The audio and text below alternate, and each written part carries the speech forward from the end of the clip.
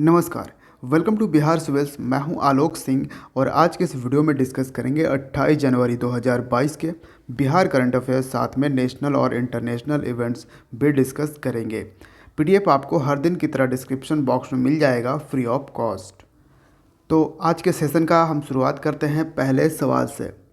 How many children from Bihar received प्रधानमंत्री राष्ट्रीय बाल पुरस्कार 2022? बिहार के कितने बच्चों को प्रधानमंत्री राष्ट्रीय बाल पुरस्कार 2022 प्राप्त हुआ है? 2022 यानी कि प्रधानमंत्री राष्ट्रीय बाल पुरस्कार से सम्मानित किया गया है बिहार के कितने बच्चों को? तो बिहार के 2 बच्चों को सम्मानित किया गया। Option C is the correct answer. हालांकि पूरे देश में कितने बच्चों को सम्मानित किया गया है? पूरे देश के 29 बच्चे हैं जिनको प्रधानमंत्री राष्ट्रीय बाल पुरस्कार 2022 से सम्मानित किया गया है। और ये 29 बच्चे देश के वो बच्चे हैं जिन्होंने किसी न किसी फील्ड में अपनी एक्सीलेंसी दिखाई है, उत्कृष्टता दिखाई है। और इन 29 बच्चों में से 14 गर्ल्स है और 15 बॉयज़। और ये पुरस्कार प्रधानमंत्री बाल पुरस्कार 2022 जो है ये 6 कैटेगरीज़ में प्रोवाइड किए गए हैं। जो 29 बच्चों को ये पुरस्कार दिया गया है उनमें से 7 ऐसे बच्चे थे जिनको इनोवेशन के लिए ये अवार्ड दिया गया है। ठीक, किस कैटेगरी में? इनोवेशन। उसमें से 4 ऐसे बच्चे थे जिन्हें सोशल सर्विस के लिए, जी हाँ, बच्चे भी सोशल सर्विस करते हैं। और जो एक था स्कॉलस्टिक के लिए, एक को दिया गया है। स्पोर्ट्स में 8 बच्चों को दिया गया है। फिर आर्ट एंड कल्चर के लिए, आर्ट एंड कल्चर में कितने बच्चों को दिया गया है? 6 बच्चों को। और एक लास्ट कैटेगरी ब्रेवरी, बहादुरी, बहादुरी में 3 बच्चों को दिया गया है। अब आप पूछोगे वो तो कौन सा बच्चा है बिहार का जिसे ये पुरस्कार प्रोवाइड किया गया है? तो एक तो है धीरज कुमार। ये बिहार के वेस्ट चंपारण ज़िले से बिलोंग करता है और इसको ब्रेवरी की कैटेगरी में, बहादुरी में दिया गया है क्योंकि इसने अपने छोटे भाई की जान बचाई है एक मगरमच्छ से। जी हाँ, बिल्कुल स्ट्रगल लड़ते हुए उसे बचा लिया है। और इसकी उम्र है 14 इयर्स। जी हाँ। दूसरा बच्चा है वो है पाल साक्षी, जो सिवान ज़िले से बिलोंग करता है और इसकी उम्र मात्र 8 साल है। और ये पीएम केयर्स, आपको पता होगा कोरोना से लड़ने के लिए पीएम केयर्स फंड बने थे, इसमें सबसे कम उम्र का पैसा डोनेट करने वाला बच्चा यही पाल साक्षी था। जहां इसने 10,000 रुपये पीएम केयर्स में डोनेट किए थे। एक्चुअली ये कलेक्शन किए थे ऑनलाइन चैरिटी के थ्रू। और इसने कोविड-19 के बारे में, प्रिकॉशंस के बारे में, उसके लिए अवेयरनेस फैलाने के लिए एक ऐप भी डेवलप किया है इस बच्चे ने। मात्र 8 साल का ये बच्चा है पाल साक्षी। तो इसको सोशल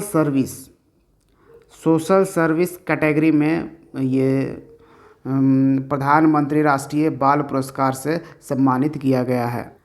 कैटेगरी भी ज़रूर याद रखिएगा, एग्ज़ाम पर्सपेक्टिव से बहुत इंपॉर्टेंट है। इसको ब्रेवरी में और इसको सोशल सर्विस में।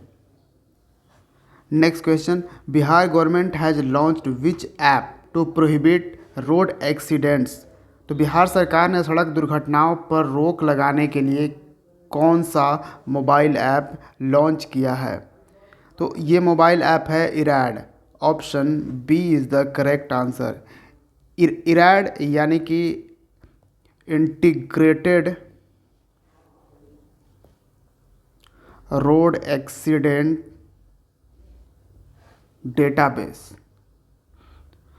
तो जो भी रोड एक्सीडेंट्स होंगे उसके डेटाबेस जो है इस ऐप पे अवेलेबल होंगे। क्या रीजन से ये एक्सीडेंट हुए हैं, ताकि उसे प्रॉपर तरीके से देखने में, आगे इस तरह की एक्सीडेंट ना हो, इससे बचाव के लिए ये डेटाबेस काम करेंगे। हाल ही में बिहार में काफ़ी सारे ऐप्स लॉन्च हुए हैं जिसको आपको जानना चाहिए। तो जैसे एक तो ऐप था एग्ज़ामिनेशन ऐप, इसको लॉन्च किया है बिहार बोर्ड ने, और ताकि ये एग्ज़ाम को प्रॉपर कंट्रोल कर पाए। बिहार सरकार ने लॉन्च करी थी hit app, home isolation tracking app, यानी कि जो कोविड-19 से इफ़ेक्टेड जो व्यक्ति हैं वो अगर घर में अपने आइसोलेशन में हैं तो उनको ट्रैक करती है सरकार इसके थ्रू, और जो भी मेडिसिन वगैरह होता है वो उन तक पहुंचाती है। चक्र ऐप, ये बिहार पुलिस ने लॉन्च करी है ताकि जितने भी क्रिमिनल रिकॉर्ड्स हैं उसको डिजिटल तरीके से रख सकें, डिजिटाइज कर सकें। बिहार सरकार ने एक संजीवनी ऐप लॉन्च करी थी। इस संजीवनी ऐप के थ्रू जो भी डॉक्टर्स थे, जो भी दूर दराज शहरों में बैठे हुए हैं, उनसे हेल्प ले पाएंगे गांव के लोग अपने गांव से ही। ठीक है, वो संजीवनी ऐप था, टेलीमेडिसिन की इसमें सुविधा थी। एक थी अश्विन पोर्टल। ठीक है, अश्विन पोर्टल जो भी आशा वर्कर्स हैं उनका पेमेंट जो है वो समय पर प्रोवाइड करने के लिए बिहार सरकार ने एक बिहान बिहान ऐप लॉन्च करी थी, ताकि इसमें जो भी एग्रीकल्चर से रिलेटेड इन्फॉर्मेशन है, डेटा है, वो किसानों को प्रोवाइड कर दी जाए। ठीक है, एक ऐप पर, और एक तरह से उन्हें मौसम वगैरह की भी जानकारी मिल जाएगी, और पंचायत में कहाँ पे कौन सी फसल उग रही है उन सब चीज़ों का भी डेटा इस बिहान ऐप पे डिजिटाइज कर दिया जाएगा। तो याद रखिएगा। नेक्स्ट क्वेश्चन है, India has sought the UNESCO world heritage tag for living root bridge built in which state. Bharat ने किस राज्य में बने लिविंग रूट ब्रिज के लिए यूनेस्को की विश्व धरोहर टैग की मांग की है? तो याद रखिएगा, अभी इस लिविंग रूट ब्रिज को यूनेस्को का वर्ल्ड हेरिटेज साइट का टैग नहीं मिला है, बल्कि इसकी भारत सरकार ने इसकी मांग रखी है अभी।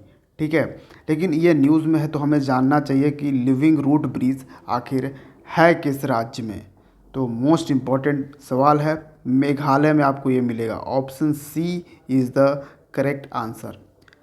हालांकि इस तरह के जो ब्रिज हैं, छोटे मोटे बड़े, ये इस तरह के बहुत सारे ब्रिज आपको मेघालय में मिलेंगे जो बिल्कुल लिविंग रूट ब्रिज हैं, यानी कि लिविंग प्लांट के जो जड़ होते हैं।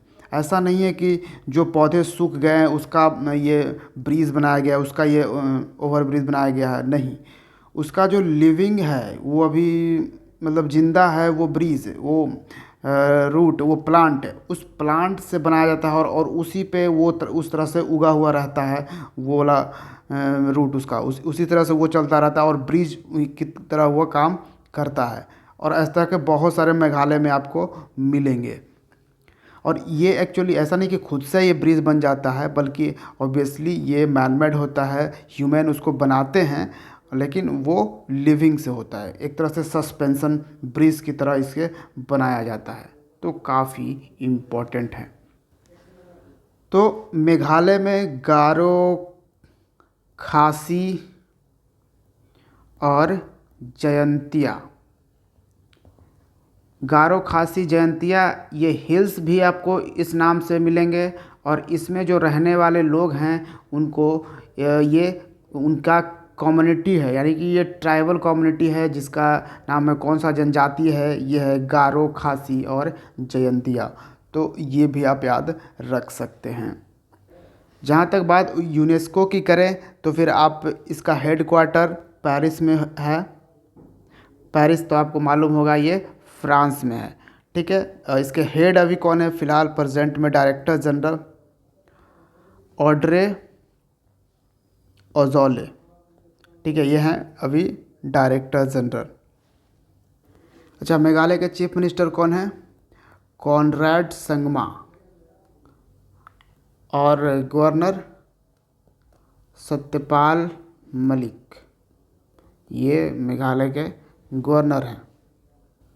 Next question, which country's president Armen Sarkissian has announced his resignation. किस देश के राष्ट्रपति अरमेन सरकिजन ने अपने इस्तीफे की घोषणा की है? तो ये राष्ट्रपति थे आर्मेनिया के। Option D is the correct answer. और देखिए आर्मेनिया जो है 2021 में बहुत न्यूज़ में रहा है, तो इसको मेक श्योर कीजिएगा कि इसको याद रखें। ये मैप आप देख पाओगे, ये आपको भारत है, ये वाला, ये आप यहाँ पे देख पा रहे हो, ये भारत या यहाँ से, और आपको मिल जाएगा अजरबैजान और जॉर्जिया के बीच में ये वाला जो पार्ट है,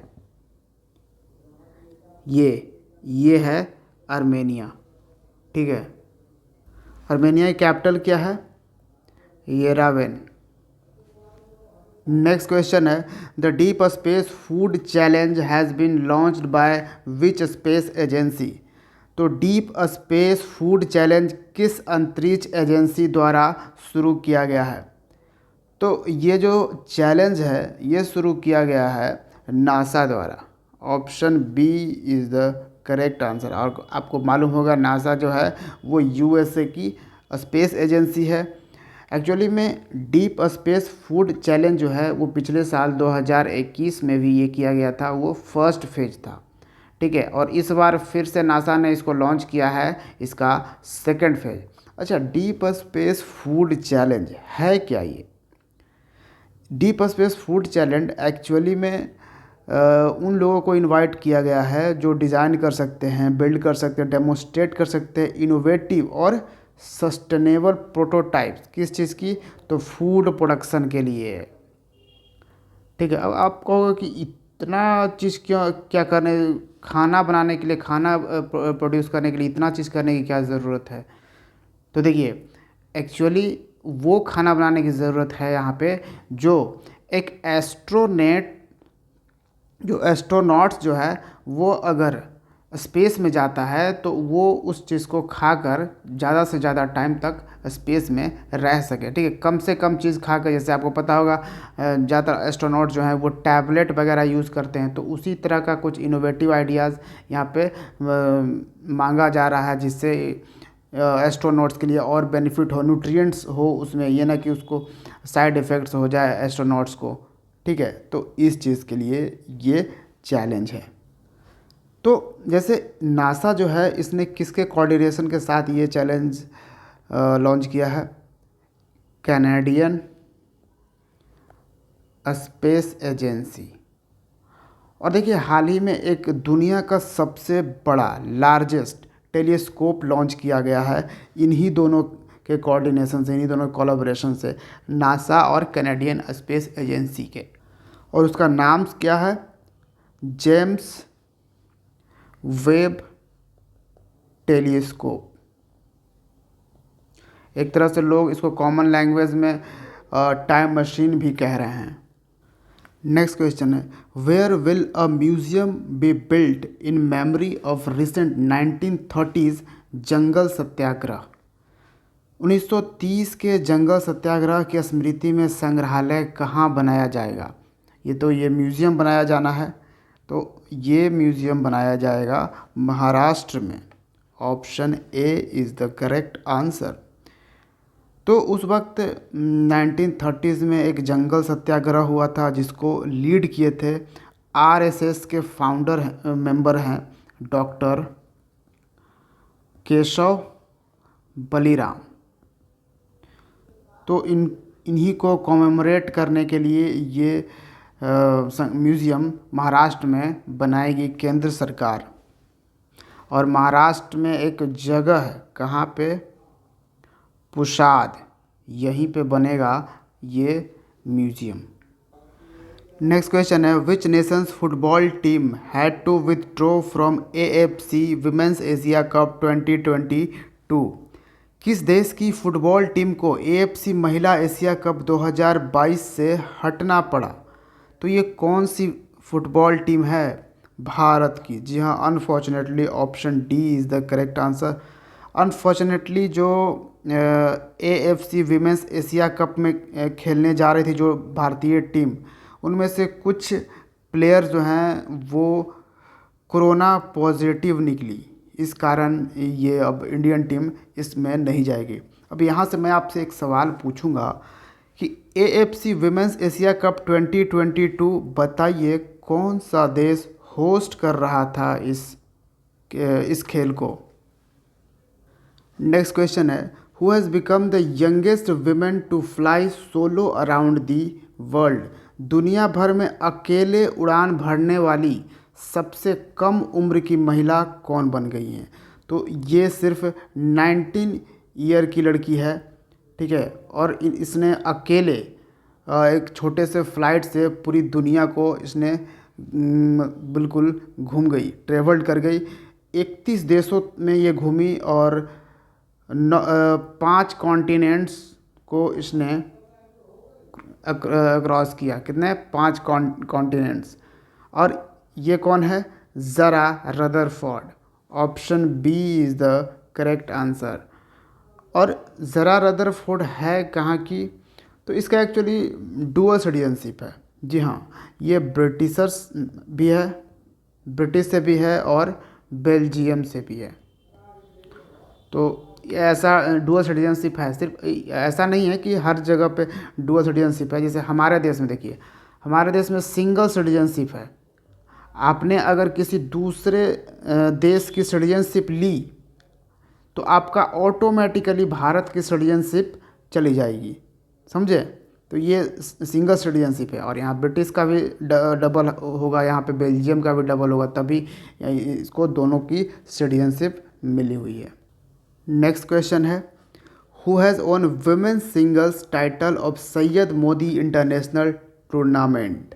तो सैयद मोदी इंटरनेशनल टूर्नामेंट का महिला एकल खिताब किसने जीता? पहला सवाल तो यही है कि सैयद मोदी इंटरनेशनल टूर्नामेंट ये हुआ कहाँ पे था, ये ऑर्गेनाइज कहाँ पे किया गया था? ये किया गया था लखनऊ में। लखनऊ कहाँ है? उत्तर प्रदेश में, ठीक है। तो यहाँ पे Syed Modi international tournament organise किया गया था। ऑब्वियसली ये बैडमिंटन टूर्नामेंट है। इसको जीता किसने? PV सिंधु ने। Option B is the correct answer. और किसको PV सिंधु ने बीट किया? एक और प्लेयर हैं, याद रखिएगा, ये भी इंडियन प्लेयर हैं, मालविका बंसाद। इनको बीट करके PV सिंधु ने ये singles title Syed Modi international tournament का जीत लिया। अब बात करोगे, आप पूछोगे विमेन सिंगल्स, मेन सिंगल्स भी बता दो। तो देखो, मेन सिंगल जो मेंस का जो मैच था वो हुआ ही नहीं एक्चुअली, क्योंकि इसमें से प्लेयर जो हैं वो एक प्लेयर पॉजिटिव पाए गए, ठीक है। तो इसलिए वो तो मैच हुआ ही नहीं। इसलिए देखिए, कोरोना तो ऑब्वियसली बहुत लॉस कर रहा है हर तरीके से। Next question, what is India's rank in the corruption perception index 2021। भ्रष्टाचार धारणा सूचकांक 2021 में भारत की रैंक क्या है? देखिए, ये एक बहुत ही फेमस इंडेक्स है जिसको हर कोई इंतज़ार करता है, ना ही सिर्फ स्टूडेंट्स बल्कि एक कॉमन इंसान भी जिसको पढ़ाई वढ़ाई से कुछ ज़्यादा आती नहीं है वो भी इसका वेट करता है। इस तरह का कुछ ये इंडेक्स है, क्योंकि हर कोई जानना चाहता है कि करप्शन का लेवल अभी क्या है, क्योंकि करप्शन पूरी दुनिया का एक सबसे बड़ा प्रॉब्लम है। और देखिए, इसमें भारत का रैंक जो है इस बार कितना रहा? 85th।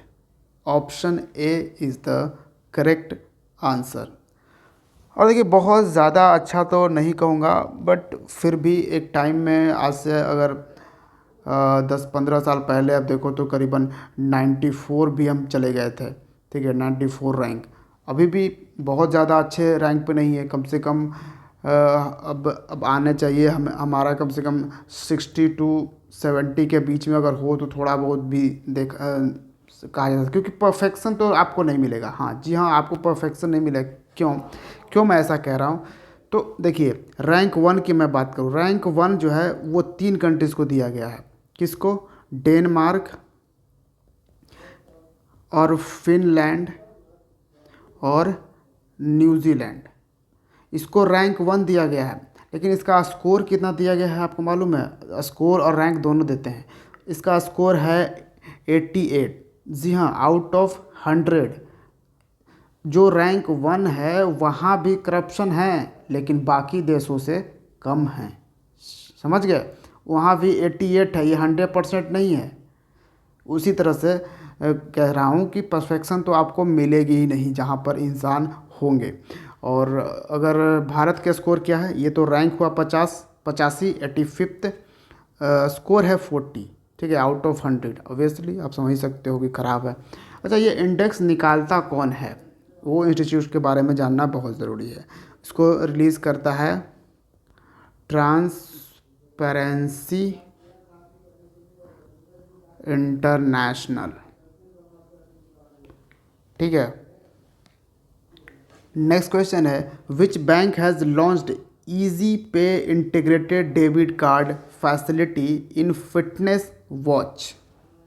किस बैंक ने फिटनेस वॉच में easy pay integrated debit card सुविधा शुरू की है?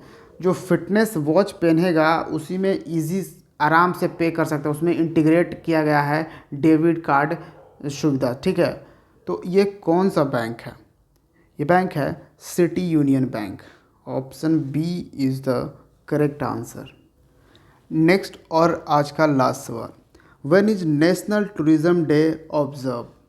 तो नेशनल टूरिज़्म डे कब मनाया जाता है? ये मनाया जाता है 25 जनवरी को। जी हाँ, 25 जनवरी को वोटर्स डे भी मनाते हैं और नेशनल टूरिज़्म डे भी। Option B is the correct answer.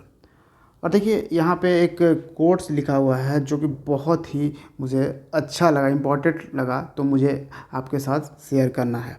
The more you travel the more you learn about life.